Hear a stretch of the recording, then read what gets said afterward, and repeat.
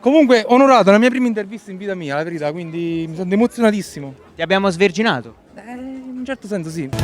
Gente di Maro, eccoci qua.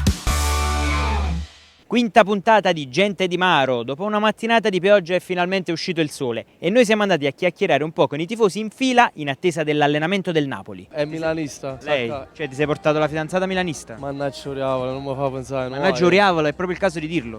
Giusto, il diavolo. Il diavolo ci ha messo le corna. Bravo. Speriamo che non te le faccia anche lei le corna. Non vuoi, No, stiamo a posto. Sei sicuro? Sicurissimo. No, coppa questo proprio... No, io so brava. Ma è luglio e in un calciomercato così frenetico si fa fatica a star dietro a tutte le trattative. Si avvicina al Napoli Milinkovic-Savic. Finalmente un portiere. Lo vedo bene a Milinkovic. Ma secondo me è Solavata. Secondo portiere. Non mi piace tanto come portiere. Secondo me tecnicamente è più forte Meret. L'ho saputo che hanno venduto il giocatore. Ma chi? Il Napoli. Ma il Napoli ancora l'ha da accattato. Il Napoli la settimana scorsa l'ha comprato. Ho sentito per televisione che l'hanno comprato. Poi ieri sera ha detto l'accordo è arrivato, quindi è stato venduto. È chiaro? No, cioè Milinkovic-Savic, il portiere del Torino. Esatto, del Torino. L'abbiamo venduto. Finalmente è arrivato l'accordo ieri sera. La settimana scorsa l'avevamo comprato e adesso l'abbiamo venduto. E a chi l'abbiamo venduto? È un affare d'oro quello là. Dove l'avete sentito questa cosa? Per televisione. Secondo me è da Cagnà Televisione. Milinkovic lo vedo uno che ispira fiducia, poi con i calci di rigore in ottica Champions secondo me può fare la differenza. È un vichingo. Io sono del parere che se viene a Napoli comunque deve fare la panchina. Meret comunque ha vinto 2 scudetti a Napoli. Però un secondo così ingombrante. Cioè che è gruesso. Meret di solito accusa un po' questo dualismo. Quello sì. Cioè speriamo che non va in difficoltà. Stanno erano un muccuso, mo si è fatto Tom, quindi non ha da accusare più. Chi accusa è muccuso, quindi... Ti piacerebbe Milinkovic? Sì, molto. Mi piacerebbe anche molto Neuer al Napoli, anche se è immaginario.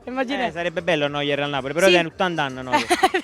E poi il Napoli si sta avvicinando a questo terzino che dovrebbe fare il sostituto di Di Lorenzo. Mi dispiace per Pascal. Ciao Pascal, Ponticelli è con te. Lo spagnolo lì. Juan Lu. Juan Lu. Lulu. Juan Lulu. Juan Lulu. Juan Lulu. Yallu, no. Juan. Juan Jesus. No, Juan Jesus già È ci sta. brasiliano, quello è brasiliano. Ma già ce l'abbiamo poi. Ma vero, come si chiama? Yallu, mi pare. Juan Lu. Wallu, ma è cinese. Sì, lo vedo valido, ci visto parlare highlights. Allora mi faccio finta esperto di calcio e dico vabbè però un terzino destro spagnolo che va dentro al campo potrebbe essere perfetto per la tattica di Conte, però fondamentalmente non sacci po', Andri. Secondo me farà la panchina veramente. È forte, è fortissimo. E speriamo che si mantiene bene sulla panchina. Che Di Lorenzo non si muove. Assolutamente. È raccomandato ed è bravo. Perché dice che è raccomandato? Raccomandato perché è raccomandato. Il presidente lo vuole, Conte lo vuole, il pubblico lo vuole, quindi è raccomandato da tutti. Certo, è raccomandato allora perché è forte. Ieri c'è stata la conferenza stampa di Noah Lang. Noah Lang oggi mi ha impressionato. Stamattina l'ho visto un po' in allenamento. Tanta roba. Un dribbling stretto, quasi da fermo. Secondo me sarà il nuovo Dries Mertens. Cioè viene, panchinaro, poi abbia fa 110 gol in 5 anni, capito? Noah Lang ha sentito che cosa ha detto in conferenza? Ha detto che la prima parola che ha imparato in italiano è stanco. È stanco.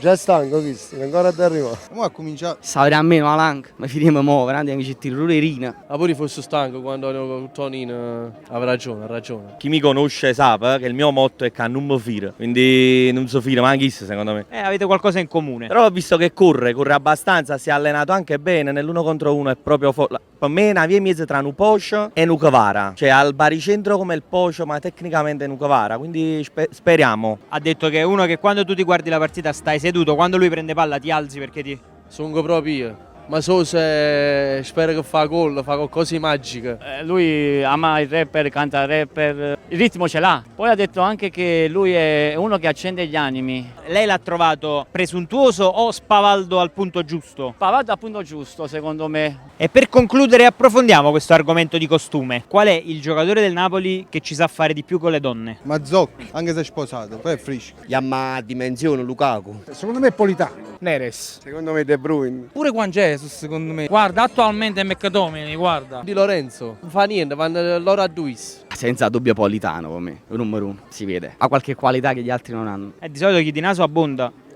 Abbonda. Secondo me Noah Lang pure Oveg Buchinariel. Secondo me lui quest'anno è guaglione se spezziena a Napoli.